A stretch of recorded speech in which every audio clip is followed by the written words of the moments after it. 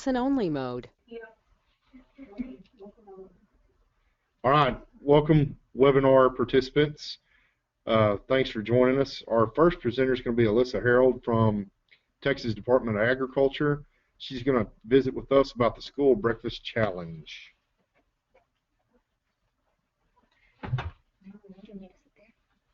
You can sit right there. Hit that mark right there.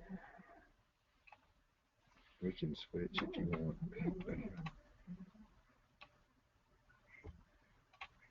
So, beginning.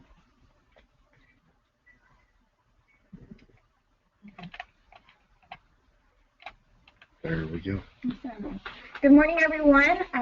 As Barney mentioned, I'm Alyssa Harold. I'm the Farm to School Program Specialist at the Texas Department of Agriculture.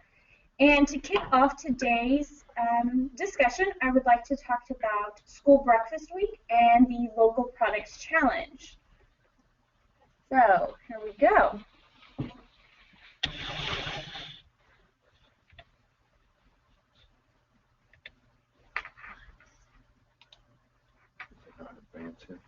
No, sir, it's not. I thought having a new computer would fix it. We're having a little technical difficulty advancing the slides for the presentation, so if you'll bear with us for just a second, we'll get this straightened out. There we Perfect. Go. All right. So School Breakfast Week is the first full week of March, March 2nd through 6th, which some of you all may be looking forward to March because that's also usually spring break time. So that causes a lot of cheer. This year, the national theme for breakfast is the smart way to start your day. Over the years, we've heard many times how important of a meal breakfast is for students and adults alike.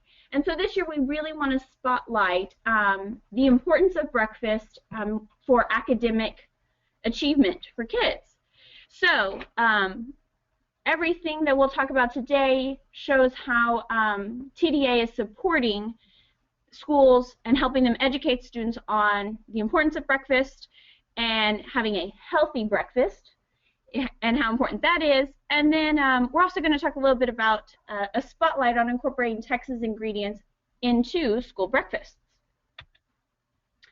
To support School Breakfast Week, TDA has developed an online toolkit that any school in the state can access and use the materials to help promote School Breakfast Week and encourage students to eat school breakfast and help encourage parents to encourage their students to eat breakfast at school. The first item on the toolkit is a suggested menu with recipes. Our nutrition team got together and created a suggested menu for each day of the week that really incorporates locally available Texas items that also meet the school breakfast meal pattern. So if a school is looking to change up the menu that's served in the cafeteria, this is a great resource to kind of give a starting point. And what's nice is all of the meal pattern component contributions are calculated for you. So if you're not in school food service, that may sound like a bunch of gibberish, but one thing to share with your cafeteria team is that the compliance, the regulation paperwork, all of those calculations have been completed by the Department of Ag, and saying that will take a tremendous workload off your team's shoulders. To also help support the menu, you can see on the screen here is a menu calendar template. We know many schools like to publish what the cafeteria menu will be, and so this template can be downloaded as a PDF or a Word document, and you can go into each day and enter in the menu for that day. And what's great about this particular template is that we're encouraging the kids to be interactive with the template and check off the days they eat breakfast at school, so they can really help plan out days that they see something on the menu they want to eat, and then put a star or a sticker on those days that they do go and eat breakfast. The next two items in the toolkit are cafeteria posters. We developed two series of posters. So we can also talk briefly about each of those. These posters are going to be mailed in the next few weeks to all of the school districts. So they'll go to the main district office. If your district has multiple campuses, that the main district office will receive those posters to then distribute out to each campus. But you will receive enough posters for every single cafeteria, either elementary or middle or high school, to receive 3 posters. So each series is a total of 3 posters. The series on the left is targeted for elementary cafeterias, and you can see the students in the picture are showing within different subjects how the smart way to start their day was with breakfast, and it's helping them achieve in science, music, and math. On the right is a series targeted for high school cafeterias. These will also be sent to junior high cafeterias. So if your district has a separate cafeteria for junior high and high school, you would get 2 series of posters. And here's the posters are really speaking to older students. We all know kids love their phones and love taking selfies. So we really tried to show different high school age students taking a selfie while they're eating breakfast because they know breakfast is the smart way for them to start the day. And we're encouraging on the posters, if you can see the hashtags, we're encouraging folks to post their selfie with their school breakfast with a hashtag so that we can really see students enjoying breakfast at school during the month of March. The next item in the toolkit are website outreach materials. The 2 items on the screen now are developed for either email or web banner placement. So you can download these and put them onto your school website or use in a newsletter if you send out communication to parents. And this will help bridge that communication gap and really encourage parents to help their kids eat breakfast at school. So each of the artwork matches with one of the posters, but you're welcome to use either of those or both. They're both available. And the last toolkit item is morning announcement scripts. That's the only toolkit item that is not currently available, but it will be in the next couple weeks. And the morning announcement scripts are exactly what it's called. Suggested scripts that can be read over the school announcement system. Each day will have, the first day will be the Friday before breakfast week starts, and then we'll give a week's worth of scripts so that each day there's something fun to invite kids to eat in the cafeteria. Now, to accompany School Breakfast Week celebrations, the Department of Agriculture is issuing a Local Products Challenge. This will be the 4th time we've issued this challenge, and it specifically encourages schools to use more Texas ingredients in breakfast. And then the agency will showcase those schools that take the challenge with special recognition. All of the challenge participants will have their information posted on our website. And then for those that really go above and beyond and incorporate 3 or more local ingredients each day, they will receive an award from TDA. So what does that mean? It sounds great, right? But how do you incorporate Texas products into breakfast? Great question. Here are some sample items that schools have previously served during School Breakfast Week incorporating Texas ingredients. Spinach, mushroom, and cheddar quiche. Sounds awesome to me. Sweet potato pancake. A little off the main road, featuring sweet potatoes, but a super healthy option that fulfills some great meal requirements. And it was really popular with the students at the school district that featured that last year. Zucchini muffins. We always talk about ways to, quote, hide vegetables in food items, and zucchini muffins are a great option. Harvest Delight is a simple scramble of seasonal items. And for The sweet potato pancake, zucchini muffin, and harvest delight, recipes for all three of those items are available on TDA's website, and they all meet the USDA breakfast meal pattern requirements. So if one of those items sounds good to you, TDA can connect you with that recipe that includes all of the information needed to create it for your school. The last two items, breakfast tacos. In Texas, who doesn't love a breakfast taco? And it's so versatile and can feature almost any ingredient that's popular with your students. And now is the perfect time for Texas citrus. Oranges and grapefruit are in peak season right now, very available at a very cost-efficient price. And so that's an easy way to incorporate Texas ingredients into your school menu for breakfast. And if kids haven't had a chance to eat a Texas orange or a Texas grapefruit, that's a great opportunity to make that introduction for them. So that sounds doable, huh? You've gotten there so far. Love featuring Texas items. A couple of those recipes sound pretty good. So how can TDA help you take the next step? Well, we provide resources that help you know how to define local within procurement guidelines that you have to follow so when you're purchasing items.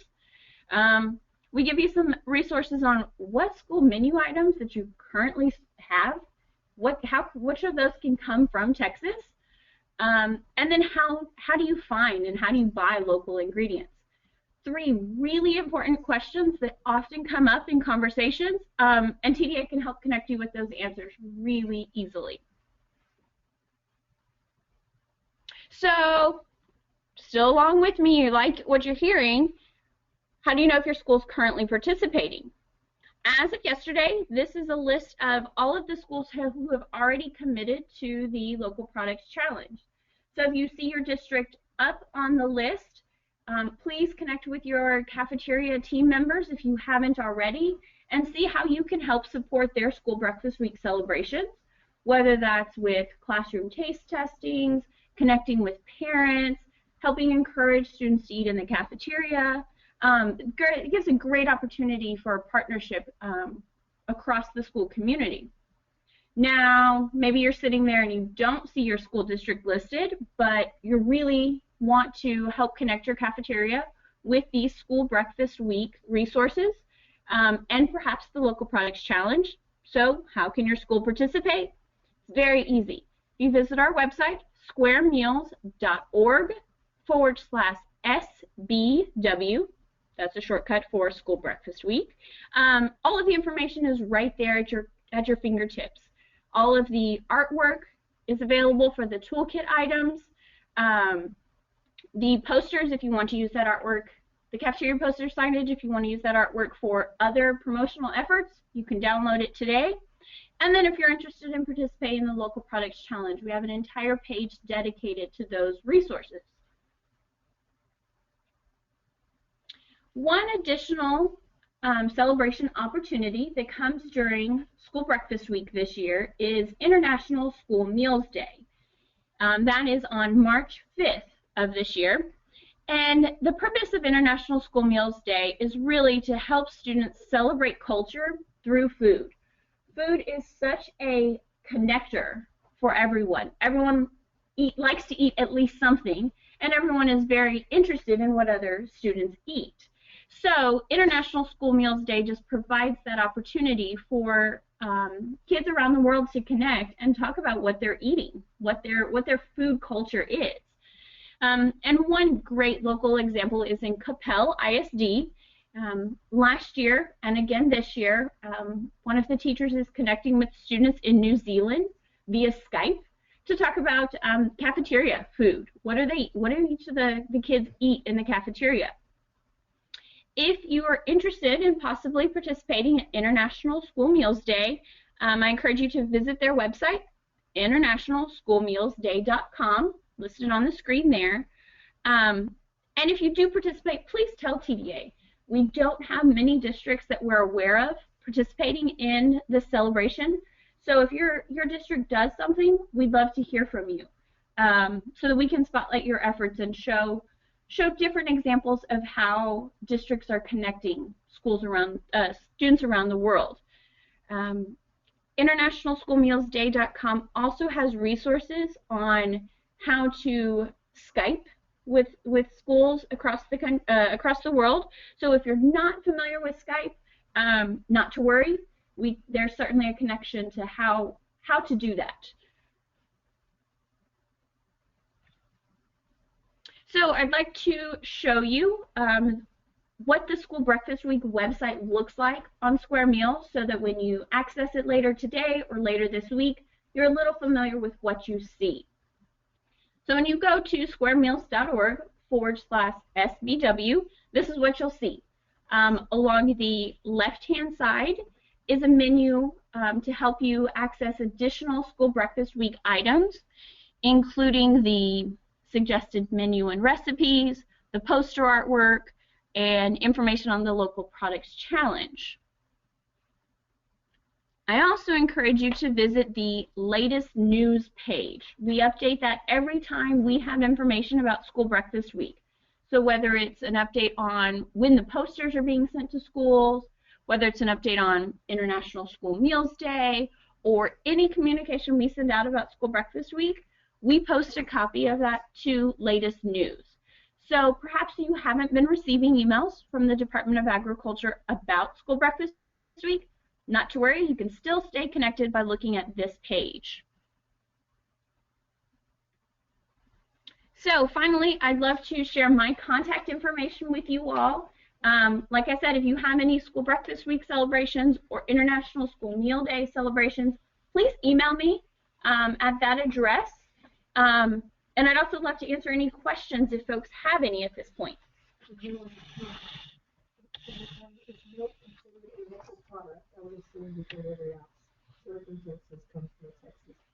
Great. So the question is milk considered a local product? Milk is a thriving agriculture industry in Texas, and absolutely right. Almost all of the milk served in Texas is from Texas cows.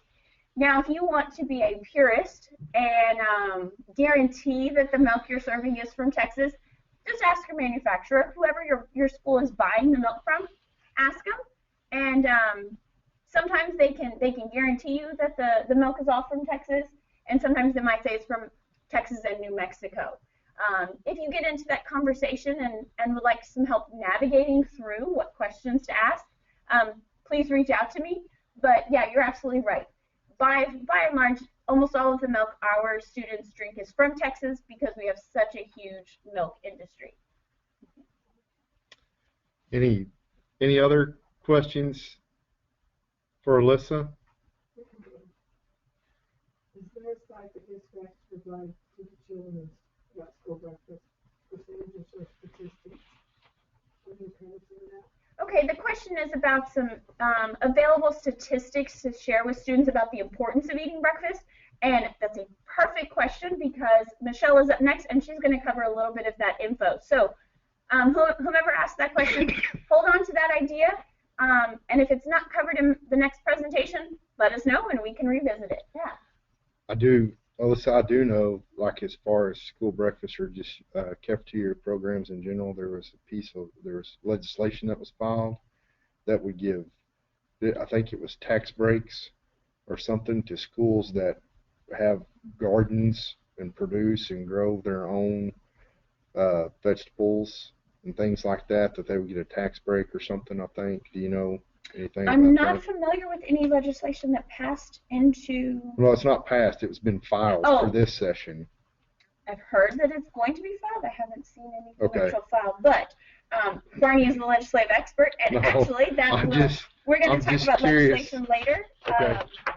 I just didn't know if you had any additional information because I think I came across that and I couldn't remember specifically what it said. I was just curious. I know one thing that our school is doing, that actually the Shack has come up with the idea, is we're going to start our own chicken production out in Williamson County, and we were going to have we're going to build some chicken coops. It's actually one of the members of the Shack came up with the idea. We're going to build chicken coops, get some hens, and then have the, then the students go out and collect the eggs, and then we're going to sell the eggs as a fundraiser, so you can get fresh eggs from the district that my kids attend. And then there's all kinds of mathematical things that you can do with that as well. So you can name each hen and then plot their production on a graph and talk about graphs and get into math. And so I thought it was a pretty cool idea that they came up with, and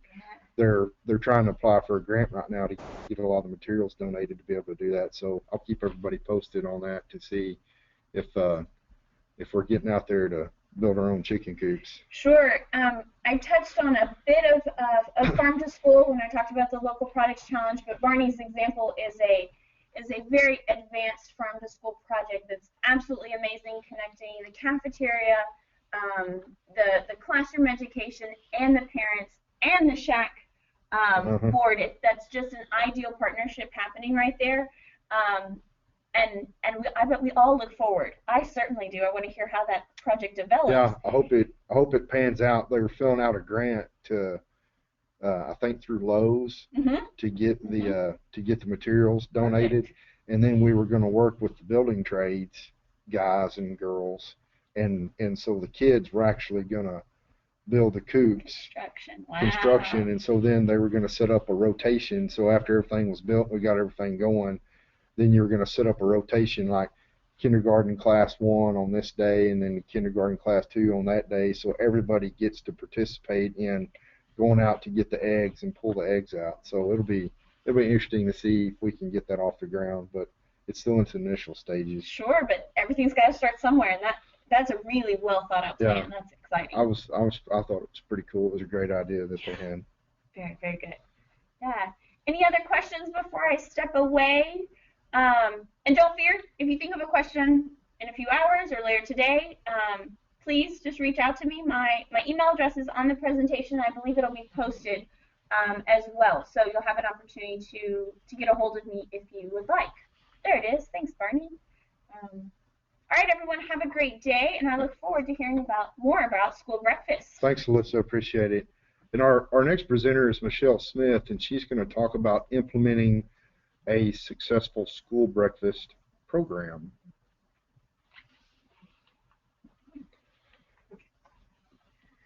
Thanks, Barney. Good morning. I'm Michelle Smith. I'm the state coordinator for Action for Healthy Kids, and going to share some information this morning on implementing a successful school breakfast program. We're not the experts.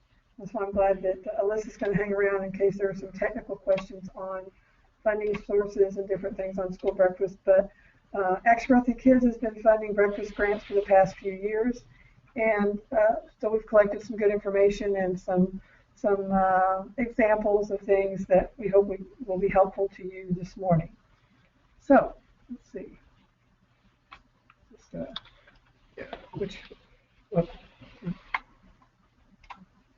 you go. You can just hit the. Okay. Here we go. Okay. Switch over if you want. So first, I'd like to just tell you a little bit about Action for Healthy Kids. We're a national nonprofit organization, and we have a team here in Texas. We've been around since 2002 when the former Surgeon General David Satcher declared an epidemic of obesity, and they pulled together teams from each of 50 states to start working on it from the school perspective. So our focus is on improving nutrition and physical activity within the schools. And in Texas, we have about 3,500 members across the state now, which is pretty exciting. And I keep clicking the wrong button. All right, Barney, let's see. No, it's just I keep hitting the wrong key. So what do we know? Well, we know that normal brain development needs a variety of macronutrients and micronutrients. And we know that a majority of youth are eating fewer of those nutrient-rich foods and are over-consuming a lot of unhealthy foods. Right now, there are 1 in 4 children live in food-insecure households. That's a lot of kids that are hungry. And we know that studies of school children with insufficient food have revealed poor class performance, more absences from school, and a decline in academic achievement. So we understand most about the effect of breakfast on academic achievement, but we know that there's also a need for more research in that area. We know that kids who eat better are going to learn better. Breakfast is, or as my mother used to say, breakfast is the most important meal of the day. And she was right. There's a study done by Share Our Strength, No Kid Hungry campaign and Deloitte that highlights the link between breakfast and academic performance. And there's with a snapshot of results from Maryland. According to that survey and that report, kids who eat breakfast attend 1.5 more days of school and score 17.5% higher on standardized math tests. So just a note, a lot of these slides will have the links on this actual slide so that you can go to these websites and get additional information. And if they're not listed on the slide, we have additional resources at the end of this as well.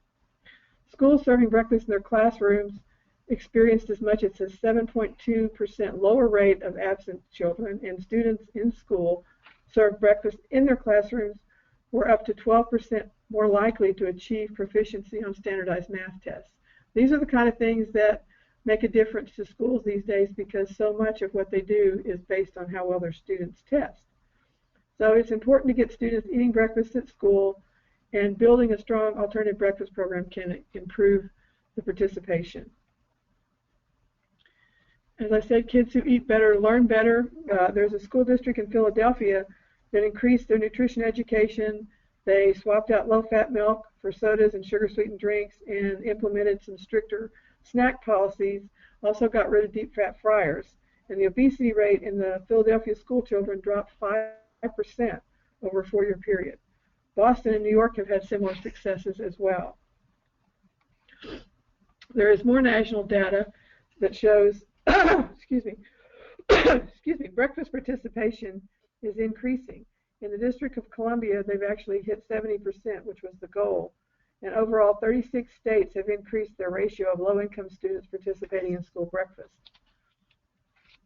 These are the top 5 states. You can see that Texas is not one of the top 5, but I will tell you that we've gone from 59.7% to 60.8% in 2012-13, and we are in the top 10. So we have been improving, and we are now number 8 as far as breakfast participation. So we are excited to hear that those numbers are going up. The thing is, if all states work to meet that goal of 70% of free and reduced students eating lunch and also eating breakfast, they would receive a total of over $1 billion in additional funds. Texas received $59 million in 2012-13 in additional funds based on breakfast participation, lunch participation. And as I mentioned, breakfast has a definite impact on health. And school breakfasts are healthier usually, not always, usually, than sometimes what children are bringing from home or getting at home or on their way to school when they grab a soda and a bag of chips as a breakfast. So if we can encourage these kids to eat breakfast in school, they're going to have a breakfast that has less sugar, more fruit, and more milk. They'll also, have shown that school breakfast participants have healthier body weights and BMIs, and healthier overall diets as far as getting the vitamins and the micronutrients that they need. There have been new standards set up over the last couple of years that have been implemented. In 2013 and 14, there were a set of standards that were added, and in this past school year, all grains must be whole grain rich. Fruit quantities were increased from 1/2 to 1 full cup per day or 5 cups per week. And the meals selected by the students must include a fruit or a vegetable. So exactly what does making sure all students having a healthy breakfast get you? Well, it should get you less tardiness and absenteeism. It should decrease your discipline problems, increase motivation, and improve peer-to-peer interactions. There are some references that are listed on the bottom of this slide with some facts, and that I think would be very helpful for you. Also, breakfast has been shown to be associated with, as I mentioned earlier, higher standardized test scores, improved math and reading grades, improved cognitive performance, and better visual perception, spatial memory, and short-term memory. We've established there's a need for breakfast, and we've shown that there's a gap in kids not eating breakfast. But to change this, we have to understand why they're not eating breakfast. Part of it may be the cost of breakfast, but that's not the only reason they don't eat breakfast. If that was the case, schools with 90% free and reduced rates would have higher participation. So what is the reason? Well, sometimes it's a matter of being served at the wrong time. Students aren't able to arrive at school early enough to get breakfast because of bus schedules or because of the family's work schedules. Sometimes they just want to play and socialize instead of eat.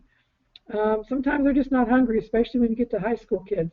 They're just not hungry and aren't interested in eating before at 7 o'clock or 8 o'clock in the morning.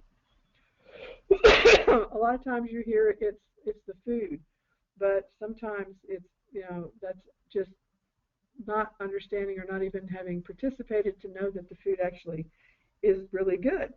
And a lot of times kids that are hungry are going to eat it whether it's the best food in the world or not, but it's the case that it's in the wrong place. A lot of the free and reduced kids don't want to eat because there's a stigma attached to having breakfast, that they know if they go in there and eat breakfast that it's going to be assumed that they're a free and reduced lunch child. Or a lot of times that you have a big campus and the kids get to school and breakfast is on one side and their class is on the other side. There's just no way that they can get to lunch and then get back. And then another problem in a lot of schools in Texas is that the cafeterias just aren't big enough. The schools that were built in the last 20 years were not built to the capacity to handle the actual kids, all the kids being in the cafeteria and having breakfast or lunch at the same time. So what do we do? Well, there's several different things that we've looked at and tried that have improved the situation. You can try breakfast in the classroom, which is at the start of the class, and that definitely cuts down on what you're dealing with in the cafeteria. You can try second chance breakfast, which is something that happens mid-morning after an initial breakfast serving might take place between classes. It could be at the cafeteria, or again, it could be something at a different location. You could have it during recess. And then grab-and-go breakfast, which could be before school, or it could be in mid-morning as a second chance breakfast. We can't really go through all these in depth today. There is a longer breakfast training that is available through Action for Healthy Kids, which explores each of the different alternatives and a lot more information. But today we're going to just talk a little bit about breakfast in the classroom, where all students are offered breakfast. That means that there's no stigma attached because everybody's getting breakfast. It works really well if you're already doing universal free meals. It's been used mostly in elementary schools. It's a little easier to do that in elementary school than possibly a high school. And the time it takes is usually only 10 or 15 minutes. It's really good for high-need Provision 2 sites. It's very helpful if you have low participation in a school and you're trying to increase it. Breakfast in the classroom is a really good way to do that. Again, as we mentioned, limited cafeteria capacity. And then it's easy to get stakeholders buy-in on a breakfast in the classroom type project. Michelle, yes. When you say Provision 2 site, high level Provision 2, what exactly does that mean? That's high need schools. They have fewer administrative requirements. Can you explain that better than I can, probably? What Provision 2 is? I can't give you the full definition of a Provision 2 school, but typically it's in a lower economic area. Gotcha. Where if you're looking at a student population, the majority of the students qualify for free and or reduced lunches. Got it. Okay. Yeah, and if the majority of them apply, I think there's fewer administrative things you have to do than in other cases. I'm not sure exactly how it works. Okay, so let's just go through quickly how this would work. Your nutrition services would pack your meals. It would have whole grain cereals.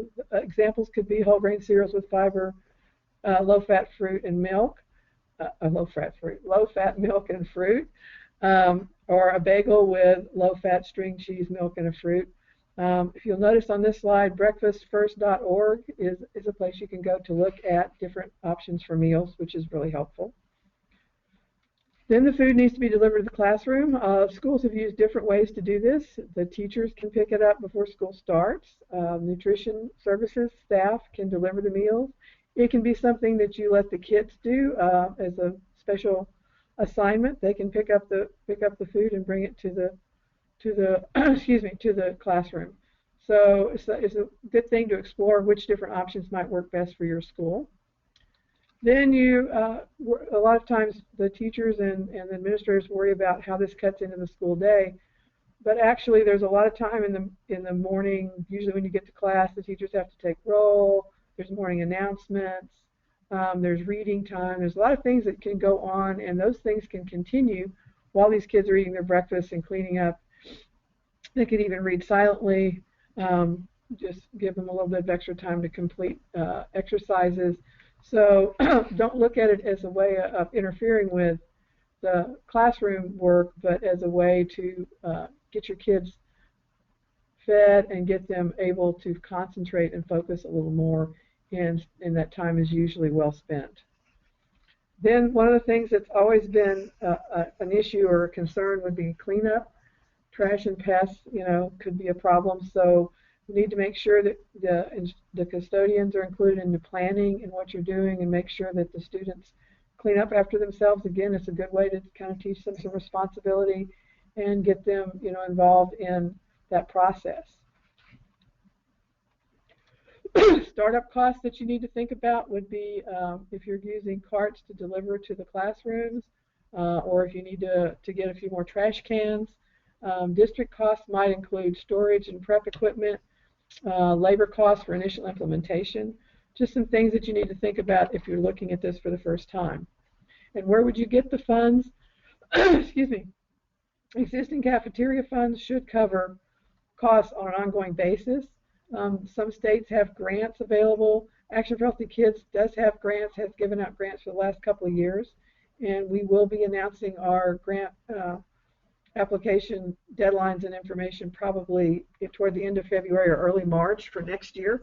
So if you're interested, make sure you keep an eye out, and if you're not an Action for Healthy Kids member, go ahead and join so that you'll get that information. PTA fundraising is always a good way, and then you can work with your community organizations, Rotary clubs, to work on getting the initial startup costs. Ongoing costs that you need to keep in mind, you will require probably additional trash bags, wet wipes, paper towels, etc. And if there's any food costs for increased participation, managing leftovers, things like that. But the increased meal reimbursements could probably compensate for the increased cost in most cases.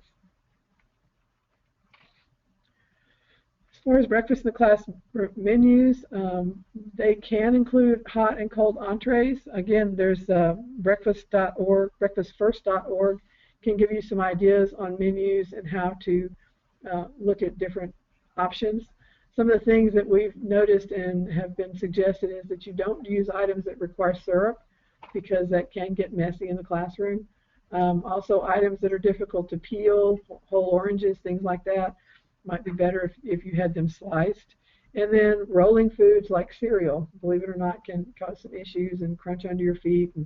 And so those are some of the things that you might want to avoid if you're doing breakfast in the classroom menus. There are other variations for breakfast besides just having breakfast in the class cafeteria, as we mentioned earlier, but we're really not going to spend time on those today. Grab and go is one of those other options, and that one is suitable for any time, basically before school or during passing periods or during breaks. All grade levels, particularly secondary schools, can do grab and go.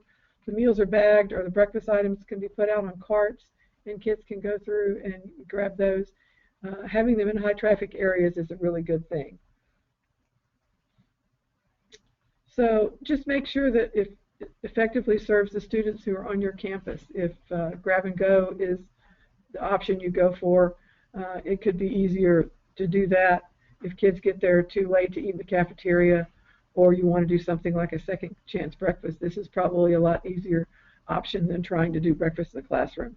It's also a really good thing for schools that have limited cafeteria and seating. The when and the where of breakfast should be looked at and trying to meet your school's needs. I'm having, excuse me, issues this morning. You can look at what is going to work best for your school. Maybe it's serving breakfast only at a mid-morning break time, or maybe you have the grab-and-go breakfast after the bell in the cafeteria. But be sure you consider what's going to be the best options for your school. And here's some other things you might want to consider. When the bells are ringing and when the bus schedules, is there enough time for the students to eat? Do you need to look at possibly changing the schedule just a little bit to make breakfast easier for the students? Who are the people that you need to talk to about things like this? Transportation at the district, your school principal. Can they take their breakfast with them to class, or are they going to have to finish in the cafeteria before they leave? These are just some things that you might want to look at, as well as the waste management, which we mentioned earlier. What preparation is needed? Do you have enough trash receptacles to accommodate additional waste? Making sure that the students understand the expectations, and making sure that the teachers and the staff remind the students, and that the teachers are on board, because if it's explained, what we've discovered is a lot of times the teachers may not be real excited about this because they don't feel like it should be part of what their job description is. But when they see how much better behaved the kids are, how much more focused they are, then they really don't mind what little extra time it takes in the morning, 10 or 15 minutes, to have breakfast in the classroom, or and then getting the kids to take care of the cleanup. High schools are a little bit different. So, their schedules are different, and a lot of the things that you look at a elementary school just continue to escalate when you get to high school.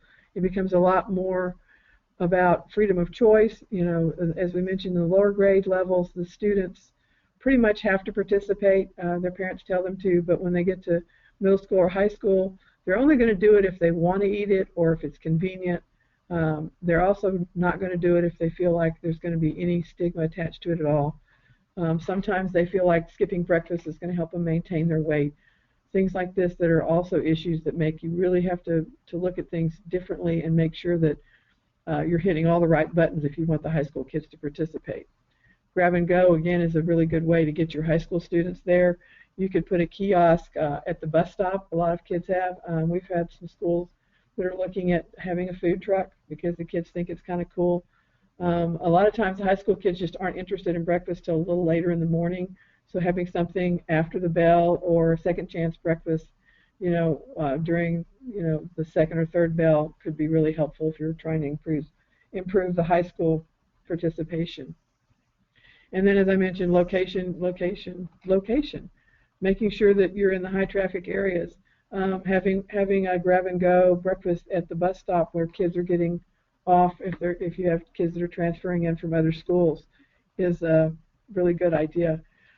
But if one location doesn't work, it's not working for you, don't give up. Go ahead and try and see if you can't get a second location or try a different spot.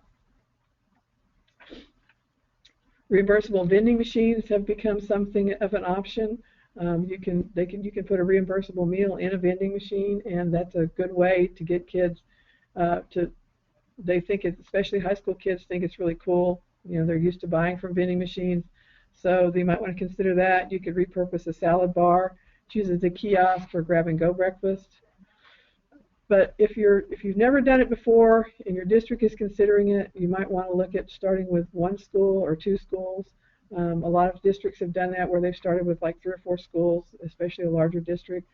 And that once you get those 3 or 4 schools and you've got a track record, you've got those principals on board, they share with the other principals the experience, the teachers share the experience, and it's a lot easier to get the next set of schools to sign on.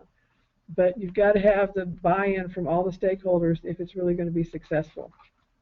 And the one that's the most important is the principal. If you don't get the buy-in from the principal, then the teachers or the campus is not going to it's not going to be supported at that level.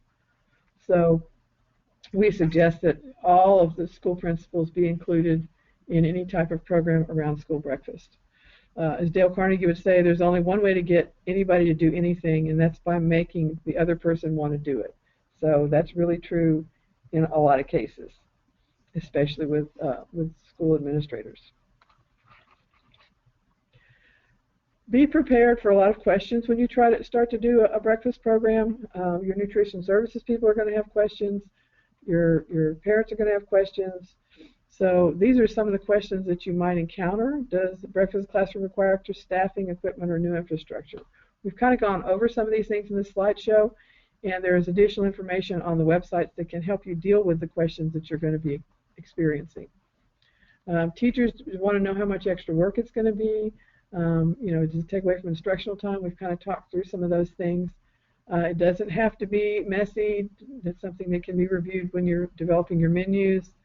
So, like I said, just be prepared for these type of questions and have some positive answers to share when they come up.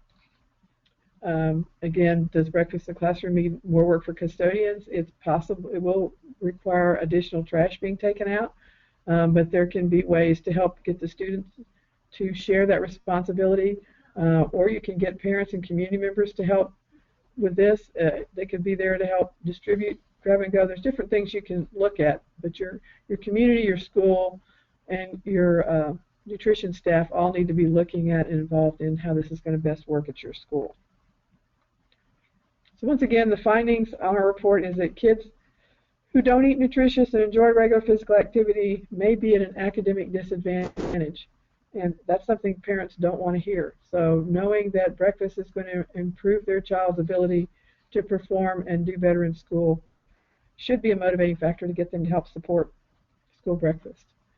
We all have a role to play in this, and Action for Healthy Kids is a national nonprofit that works with state teams all over the country on these type of programs around nutrition and physical activity. We know that parents and community members need to learn more about the issues, the solutions, and then how they can empower others before they can actually take action to help kids be healthier in their schools and communities. But altogether, we can transform a school culture to make more sustainable, lasting changes for children's health. This is a resource that I want to introduce you to called the Learning Connection. It was developed by Action for Healthy Kids that you can show to parents and decision makers from your community. This can be downloaded from our website. At the core of this report is a simple equation: good food plus active bodies means kids equipped for success. And it shows that schools offering students healthier foods and more time to be active are seeing increased fitness levels, better student behavior, higher test scores, and even higher graduation rates. So this is a really nice document to have on hand to share with your principals, your school board, your school administrators. Because we know that if kids don't eat nutritiously and enjoy regular physical activity, they're not going to be performing as well at school. So these are some of the resources, and I know you're not going to have time to write all these down, but they're included and will be on the PowerPoint, and we will post that or send it out to everyone that's registered. There are some excellent webinars that FRAC has put out. FRAC is the Food Research and Action Center, which is the leading national nonprofit organization working to improve public policies and public-private partnerships to eradicate hunger and undernutrition in all 50 states. And so they have a series of how-tos which you might want to investigate as well. And that's pretty much it for this presentation. If you have questions, I'll be happy to take them, or if I can't answer them, we still have Alyssa here. Are there any questions? No questions. Okay, thanks. Does anybody, any of our TETN audience at the Service Center have any questions for Michelle?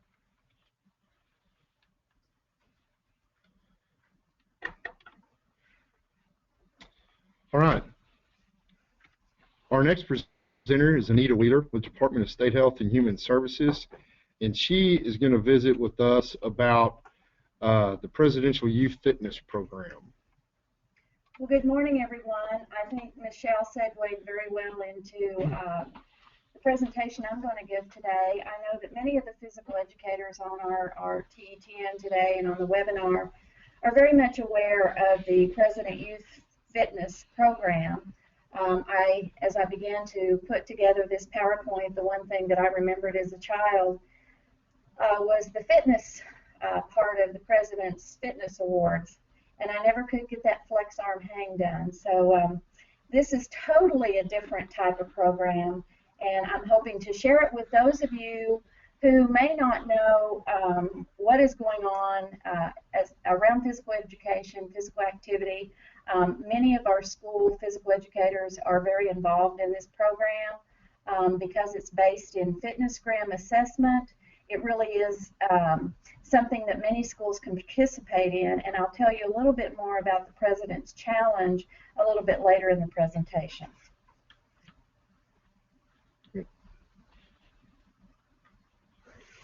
Okay, in making the case for the President's Youth Fitness Program, I think one of the important things to understand is it is not a competition. It's not a competition among students so much as it is a competition to make yourself a more fit person.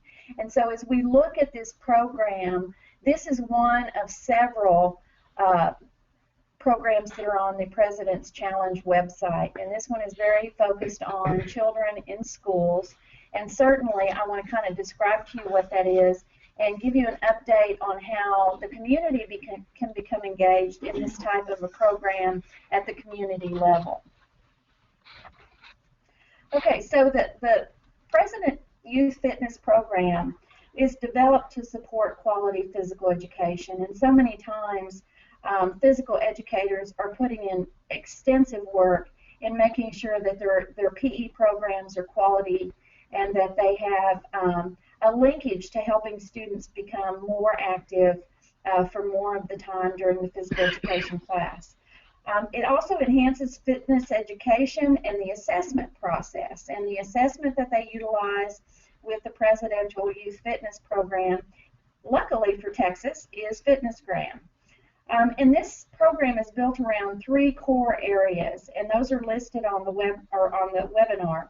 You know, there's a whole section on professional development, and when you go into the website and you look at all the webinars that have been conducted and all the research articles, there's a lot there for a professional to go in and begin to develop better strategies or improve strategies that they already are doing through some of that professional development.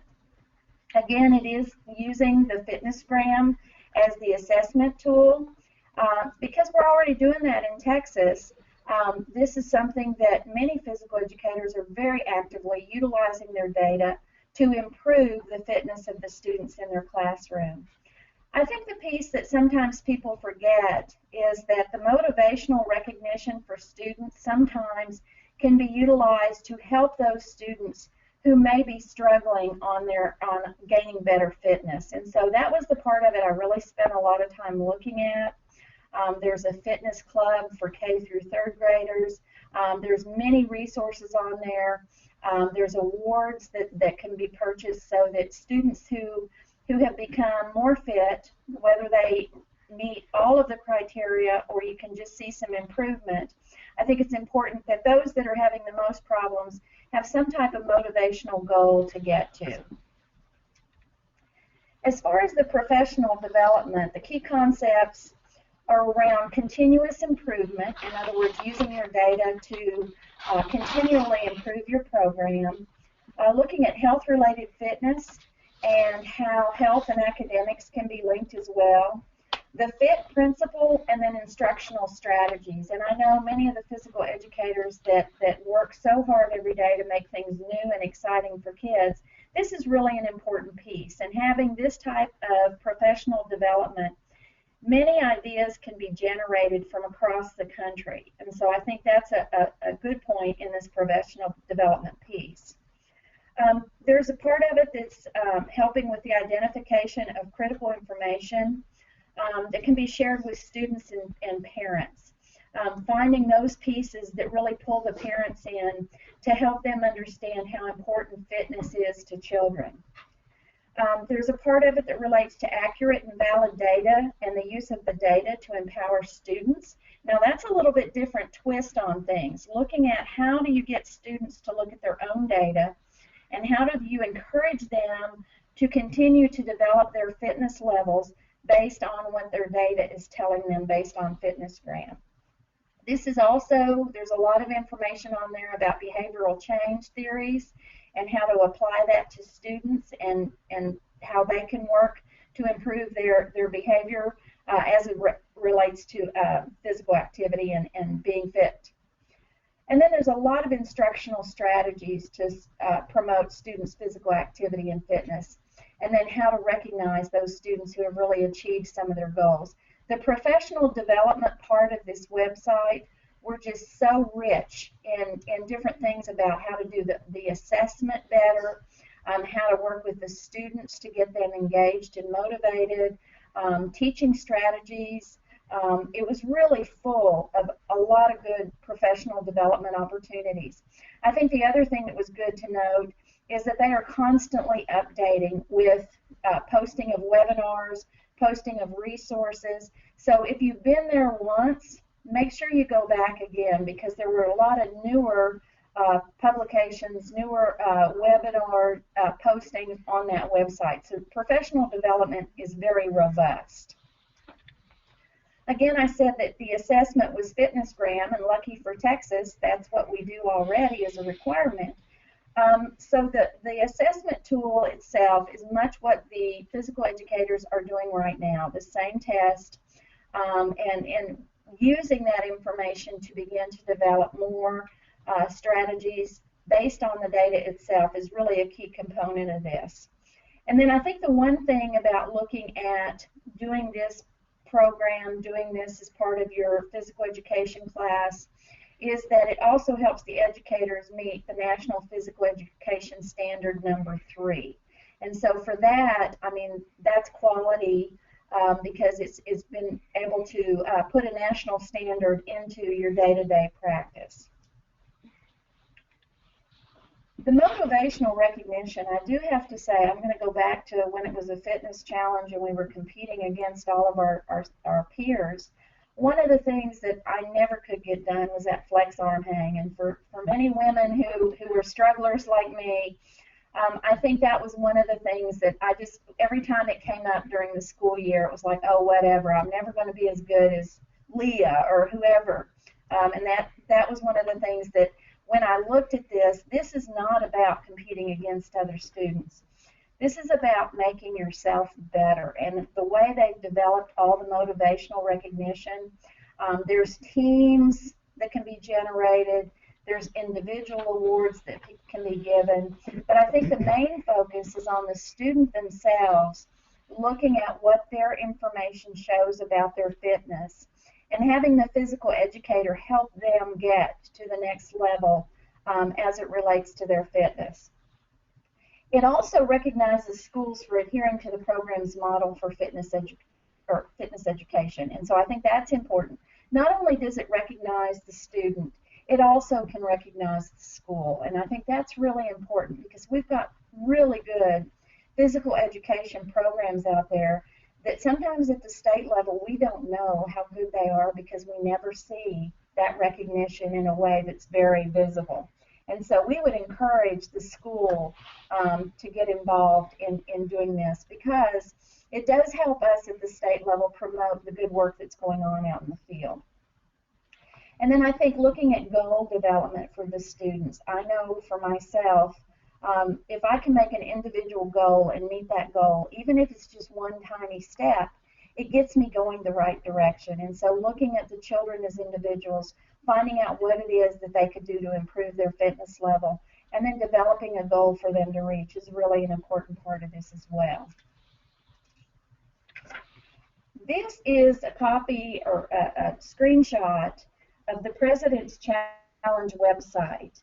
And this is what's really interesting. The President's Youth Fitness Program ties into the President's Challenge. And if you'll notice on the left-hand side, there's some buttons there in red where it looks at groups, homeschoolers, students with disabilities, individuals, groups, and organizations.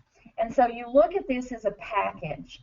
A community could come in and begin working with the school working on the Presidential Youth Fitness Program, and the community organizations working on the President's Challenge.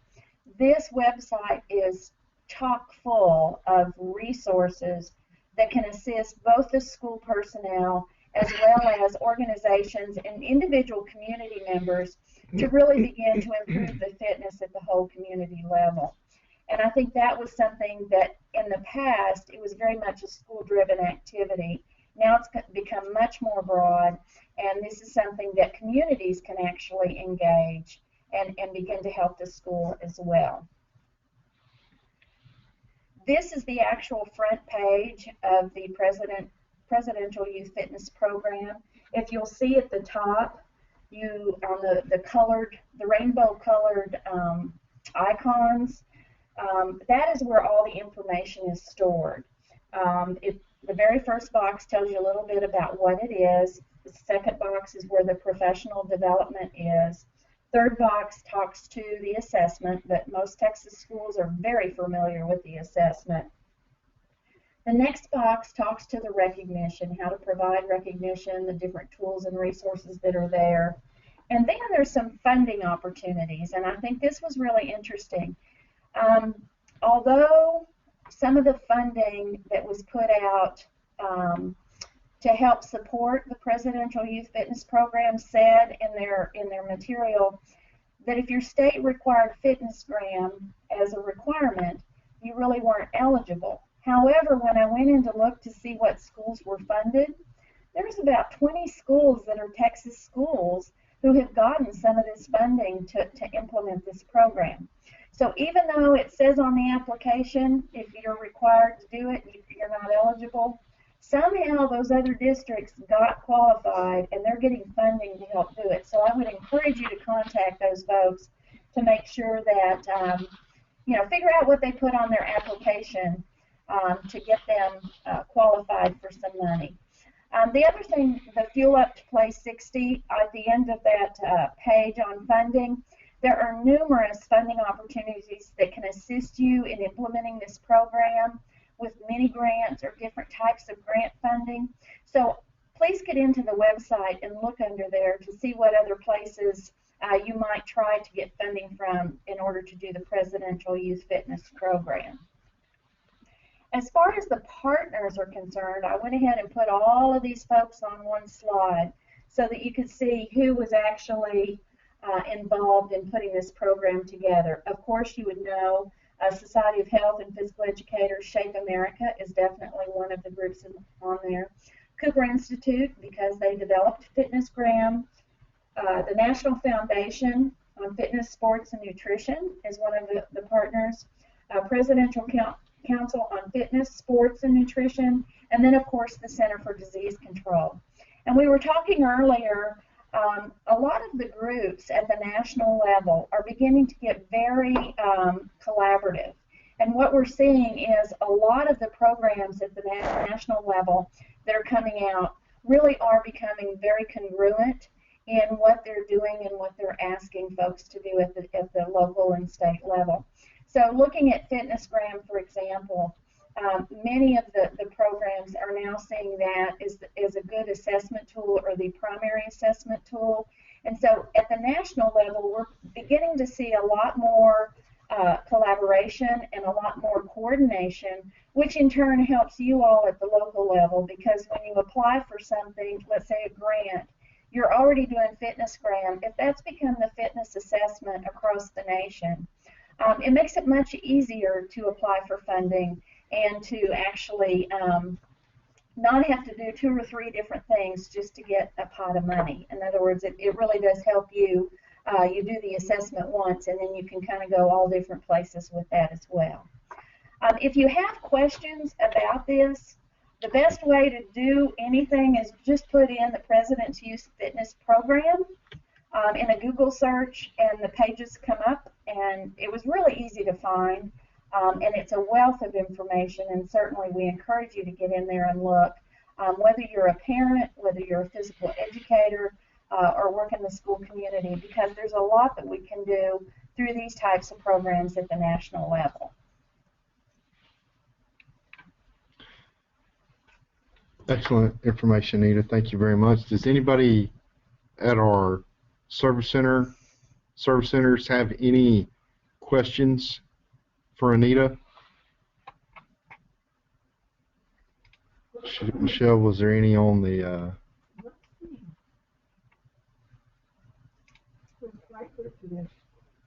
All righty. Thank you again, Anita. And then for our next presentation, we're going to talk about the legislative update for the 84th Texas Legislature. And Anita and I are actually going to both participate in this process because we both are monitoring various bills, different bills. Some of our bills overlap, so we're gonna kind of take this as a team approach. And the first thing that I want to show everybody is that the list that I'm going to be covering, this is not a official list. This is just information that I thought our audience today might find beneficial as it pertains to school health. Some of it also pertains to safety a little bit. But if you and this list is not exhaustive by any means. I just kind of went in and selected, and I think Anita is as well. It's just going to kind of be selective with what we're going to talk about, because between the two of us right here, we've got probably 55 to 60 bills both, and there's not any way that we'd be able to cover all that in an hour. So what I'm going to do here is I'm going to show you where you can go to on Department of State Health and Human Services website to be able to see their bill list and information. And if you go to www.dshs.state.us/school health, that'll take you to the main school health web page. And then if you scroll down, the first link under the section of special interest with the website, it says 84th legislative session. You click on that link and you open up the Word document, and it shows you, and they try to update this weekly. So they update their list weekly. So it has a list there of Senate bills as well as House bills. And it's actually set up where you can print this out and you can track it yourself by, where its location is. It's passed out of the Senate, voted on by the Senate, passed out of the House, voted on by the House, and then each of the bills are hyperlinked. So when you click on that hyperlink, it pulls it up automatically for you to see the bill that's been filed. So I wanted to show you that, and this is the list that Anita will be covering today. And then the other information that I've got is basically straight from the Texas Legislature online. And you can actually go to the Texas Legislature online and you can set up your own lists and bill alerts so you can track all the legislation that we're going to talk about today as well. What you would do is come over here to the My TLO tab and click on that, and then you would click on bill lists. So if you want to create a list of all the bills that Anita and I are going to kind of highlight today, you just click on bill list, and then you'd actually have to set up an account. If you're a new user, you just click on new user and you'd set up an account, but you would enter in your email address, whatever your password is, and then you can see how to create a list. So you can call it the 84th, or you can name them whatever you want. You can call it filed, passed out of House, passed out of Senate, engrossed, enrolled. You can name the list whatever you want, but that's going to be how you can track this as well, because TEA isn't going to post anything about the legislation on PE Health or Coordinated School Health web pages. So this is just kind of a for your information, but I wanted to show you how you would do that on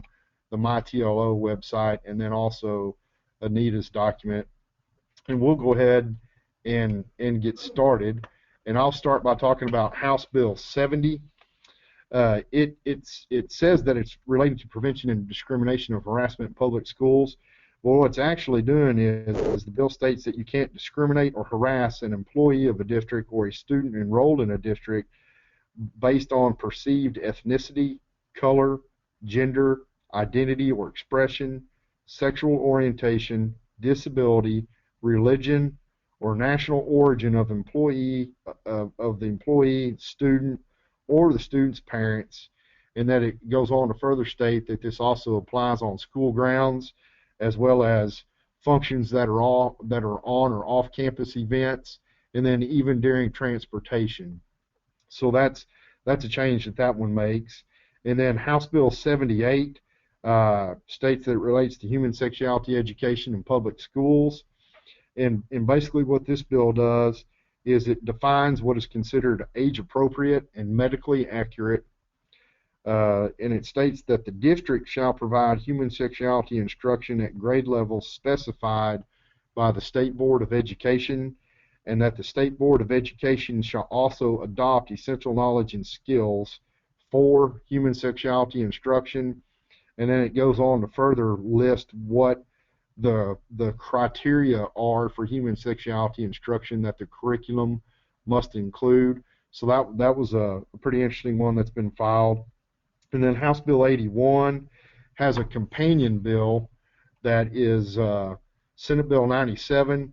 And basically what these two bills do is it's taking, it defines what is considered a nicotine product, and it states that it would include e-cigs or any substance that's used as a refill for e-cigs, and then adds the language throughout that legislation that's currently on file, that statute actually, talks about nicotine products. And there's several bills, I think there's 4 or 5 bills that have been filed that talk about changing the terminology to nicotine products, changing the terminology to tobacco products. So basically what they're trying to do is they're trying to figure out a way to catch the e-cigarette phase that's going on right now, because there's really nothing in law or rule that would address those, and so I think they're trying to answer questions that districts possibly might be having to deal with their on that. And then House Bill 107 talks about fines that are imposed on students that are truant, and it says that it's a $20 fine and a Class C misdemeanor for students that are truant. And that one was pretty simple. That's what it said there. House Bill 170 again is vapor products, authorizing fees, creating offenses. It's similar to House Bill 81 and Senate Bill 97, and then it's also similar to House Bill 646 and 647, where it's changing the language around vapor products to nicotine products, trying to play with that terminology to see which is the best way that it might possibly track through.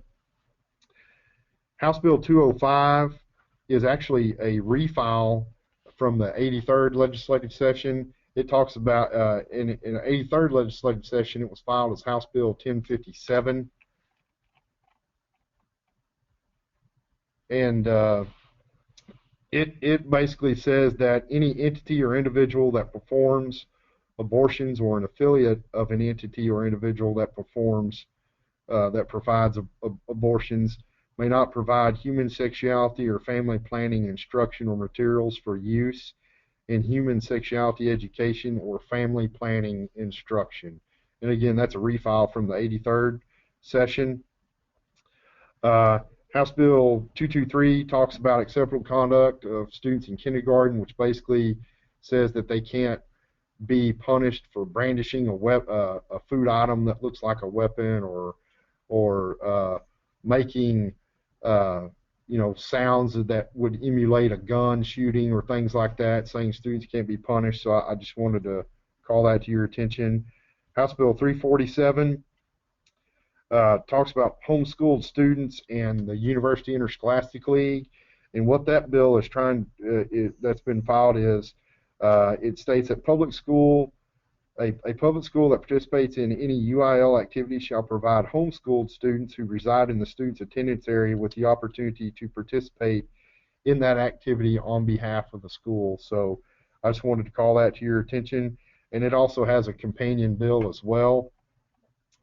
It is companion, Senate Bill 391 is a companion bill for that. And then House Bill 440 talks about adopting physical education curriculum to accommodate students with mental disabilities. Excuse me.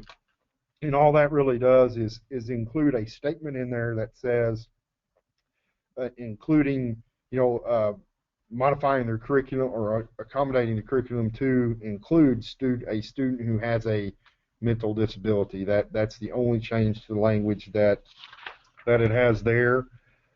House Bill 456 is another nicotine tobacco bill where it's amending. It actually amends Texas Education Code 38.006 where that talks about tobacco on school property.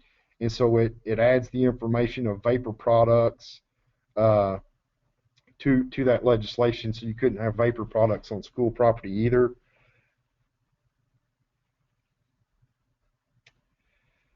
House Bill 677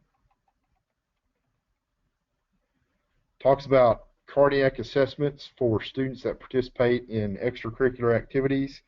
And what that bill states is that the district must require a student receiving a physical to participate in a UIL sport to also have an electrocardiogram before being allowed to participate in an activity. And the UIL shall adopt rules necessary to administer this legislation. And it also talks about a waiver claim that a family can have a waiver for this if they claim financial or religious reasons. And this also has a companion bill, House Bill 779. And then 767 is the same as House Bill 677 and House Bill 779, minus the waiver information there.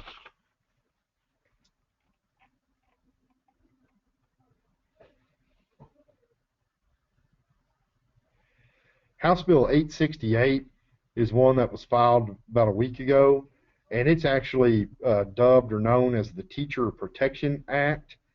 And what this does is that it states that if the educator is justified in using force or deadly force on school property, school bus, or at a school-sponsored event in defense of the educator's person or in defense of the students of that school that employs the educator, if the educator believes them to be justified under penal code, and it lists the different penal codes there for self-defense. And it also says the same thing about personal property of the educator as well as the students as well.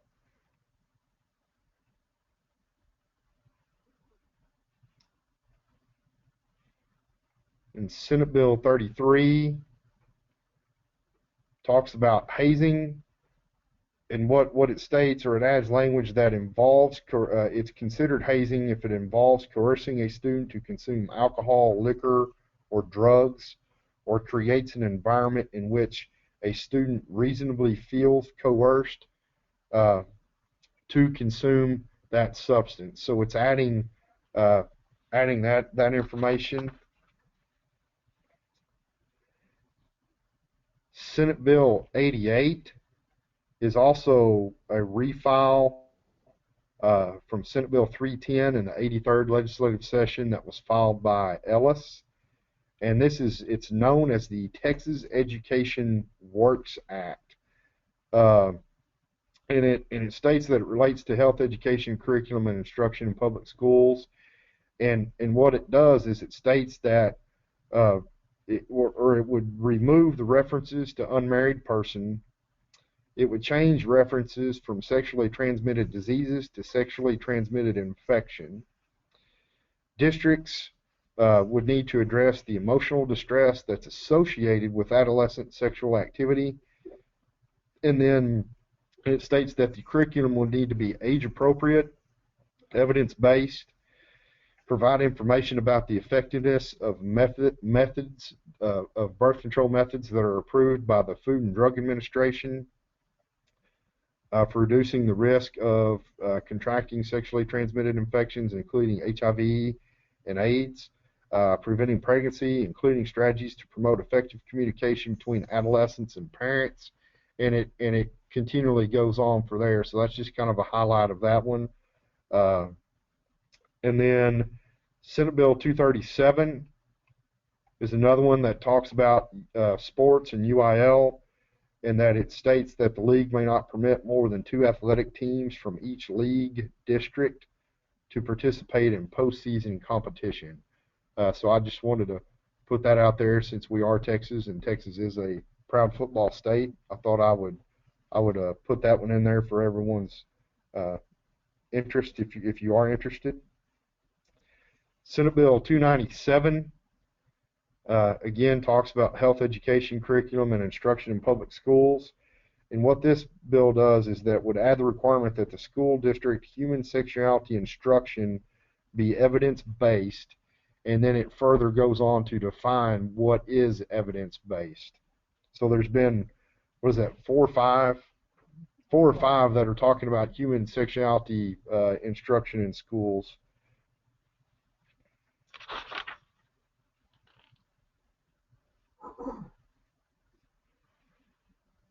Senate Bill 300,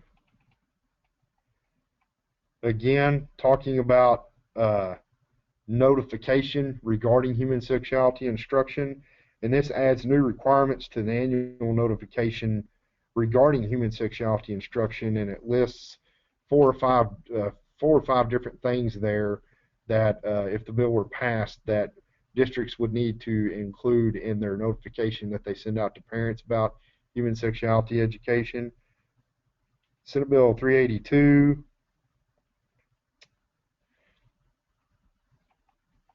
talks about allowing educators to receive continuing education credit or CPE credit for participating in instruction on the use of an automated external defibrillator, so an AED. So it's actually trying to get where if educators participate in that, they can add that to their continuing education that they need for their certification in education.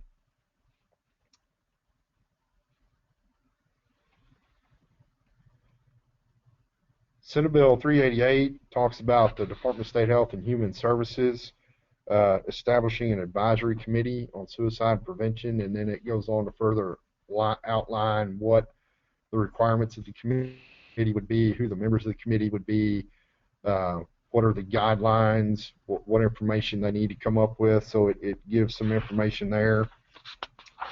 And that's all that I brought to share today. Does anybody have any questions about any of those, or didn't catch something?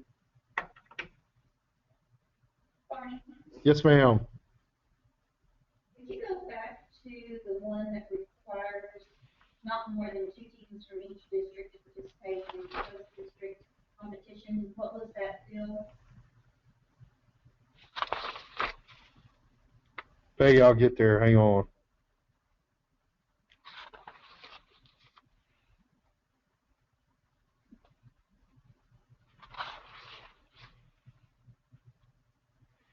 It was Senate Bill 237.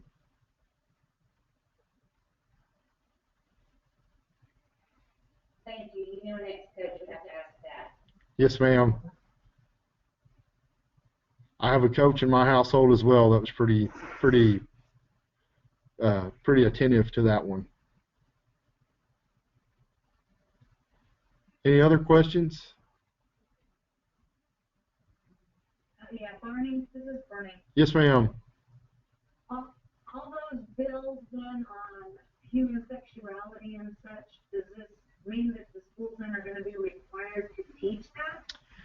There's one of them, Bernie, I can't remember which one specifically without going through all 4 or 5 of those again with a fine-tooth comb, but there's one of those that talks about, excuse me, that it would require human sexuality instruction in schools. So that would, I guess you could tie that into then it would bring back health, obviously, because then that would be the avenue that you would teach it. But there's only one of them that says it would require it. A district would be required to offer human sexuality instruction. And I can't remember which one of those it was, but there is one of those 4 or 5 that does require it if it's passed, it would require a district teach it, but I just can't remember which one of those off the top of my head. Okay, so until the pass, apparently, then we won't. It's not a requirement. Correct. This is just an update on what's been filed. There hasn't been anything that I know of that's been passed yet. Do you know? The committees haven't started meeting yet. Because committees haven't even started meeting, so I mean nothing's been passed. We're just going over what's been filed that might be of interest for y'all to track and follow. Okay. Thank you. Yes, ma'am. Here's a question. Michelle. Are they going to reintroduce the bill to do away with spinal screening that was passed last session but vetoed by the governor? The question is about, we just got a webinar question about the spinal screening. I have been in communication with the Texas School Nurse Organization. They are in the process of trying to see if they can't find someone who would sponsor that legislation that would eliminate spinal screening. The bill went, there was a bill filed last session that was passed both out of the House and the Senate, and when it got to the governor's office, it was vetoed. So the Texas School Nurse Organization is currently working with legislators to see if that could come up again during this session. As of now, or as of last Friday, nothing had been filed yet, but certainly it will go on the DSHS list should there be a bill filed related to the spinal screening requirement. Bernie?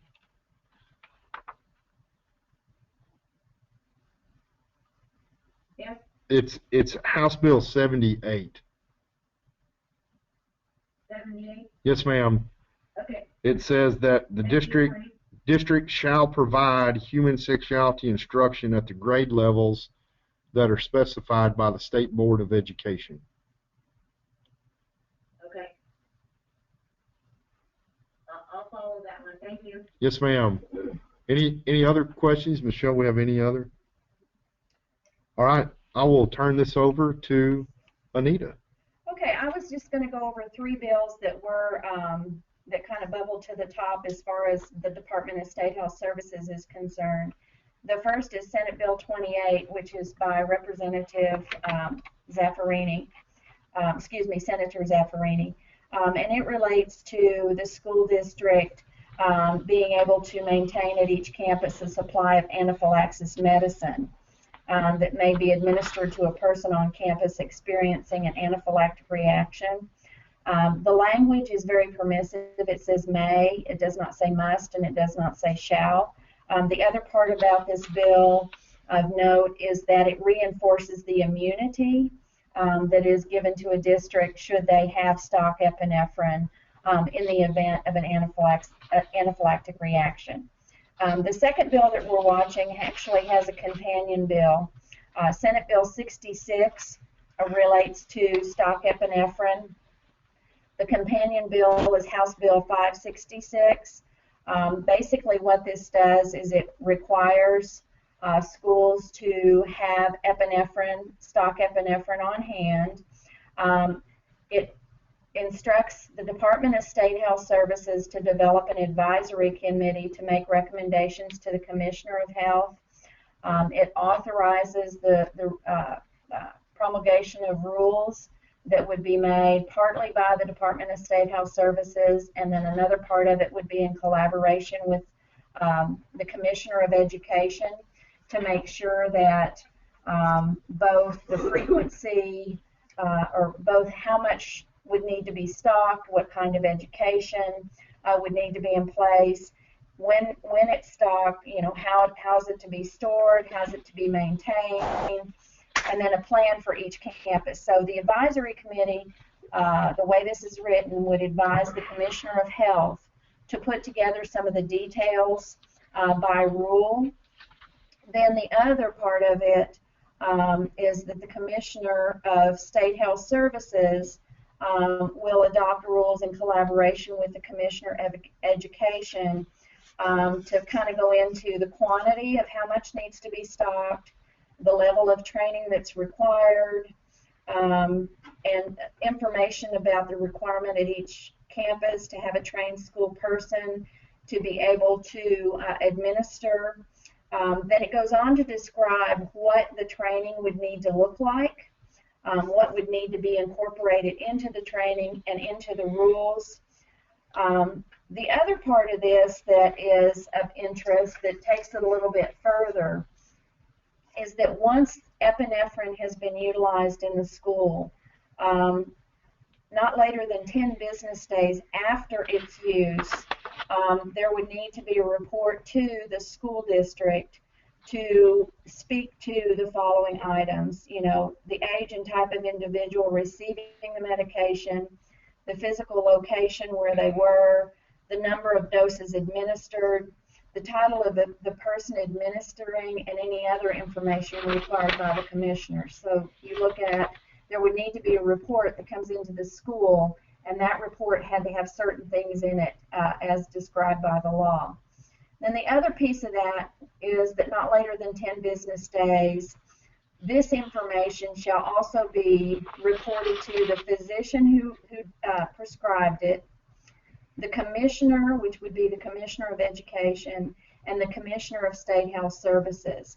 And so it really is a full package of epinephrine in schools. It would take it from having an advisory made up of physicians who are experts in anaphylaxis treatment, and it outlines who those individuals would be, all the way to developing rules that would instruct schools on, you know, the maintenance, the storage, and the dispensation of the anaphylactic medication, and then the reporting of the use of anaphylactic medication once it's been utilized. So this bill and the companion bill are ones that we will be watching.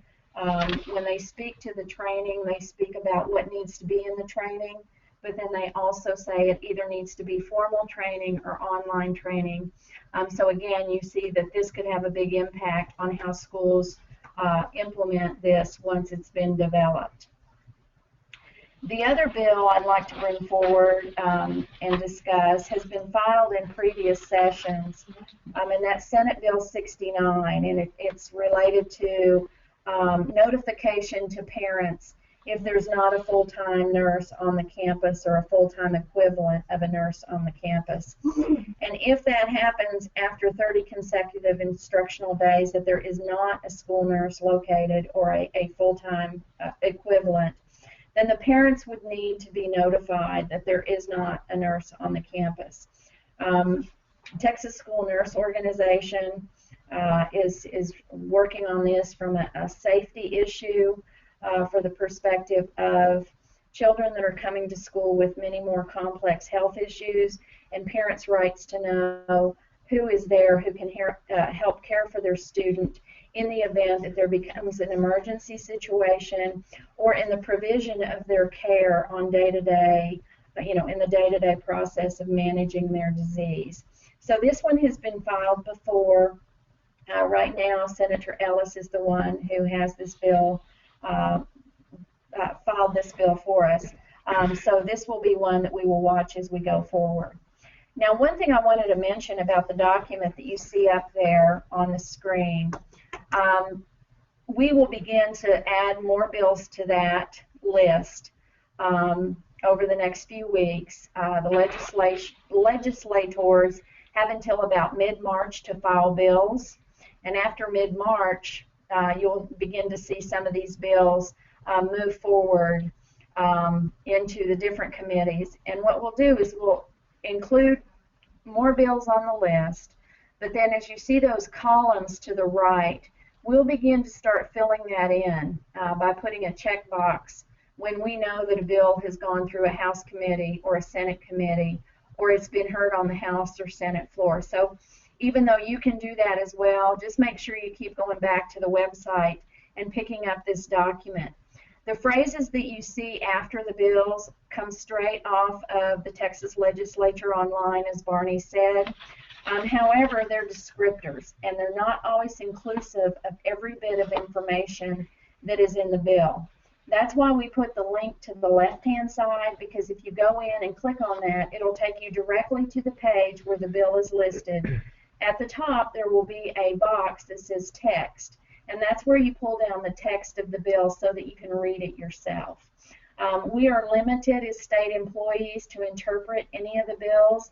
Therefore, that's why we put it in the language that is utilized in the bill.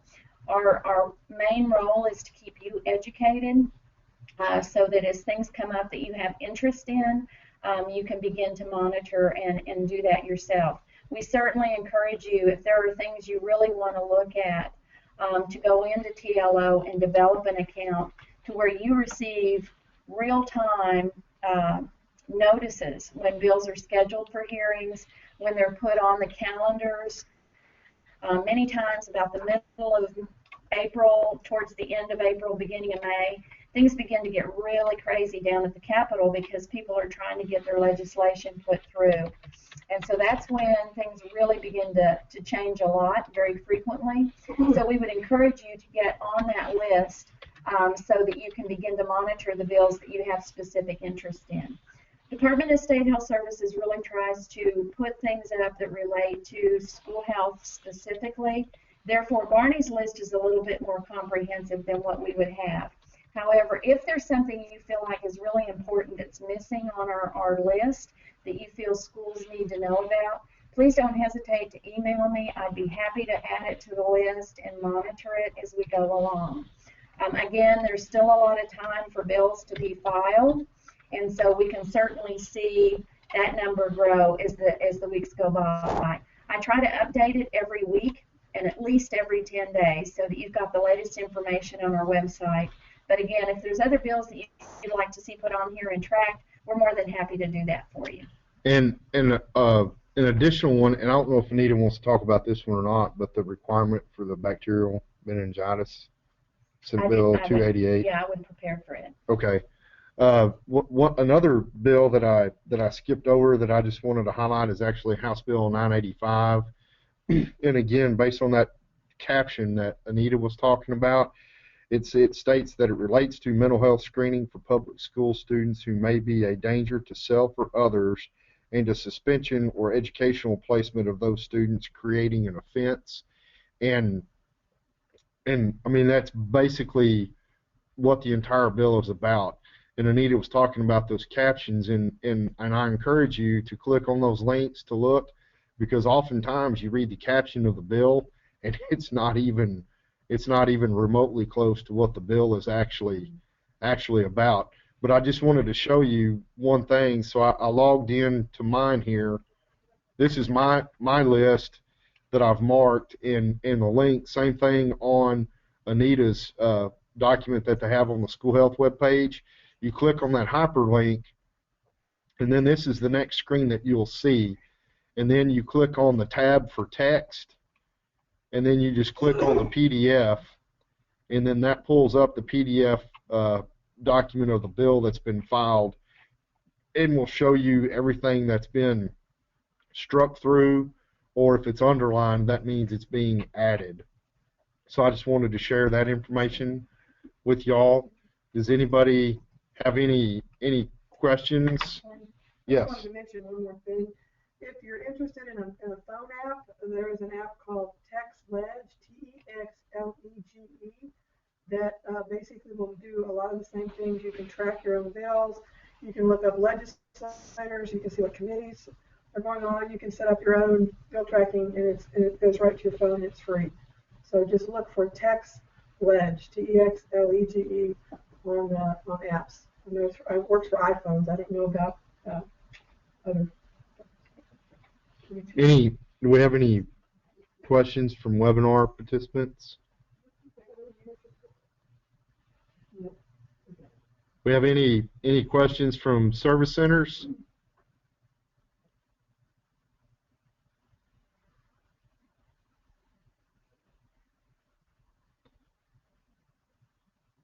Right, I'll take silence as a no. Thank you all for joining us today. I greatly appreciate. Oh, yes, April 29th, we have another webinar TETN presentation that will be from 9 to 12, I believe. And again, information, the PowerPoint presentations from this webinar presentation and TETN presentation will be posted to. Maybe on Dropbox. You'll have to send it. Okay, will be available through Dropbox, and once I get the link for that, I will send that out to my contacts at the service centers, and I believe Michelle previously stated during her presentation that the link would be sent out to all webinar participants that registered for today's presentation as well. Thank you all again. Appreciate it. Have a wonderful week. Take care.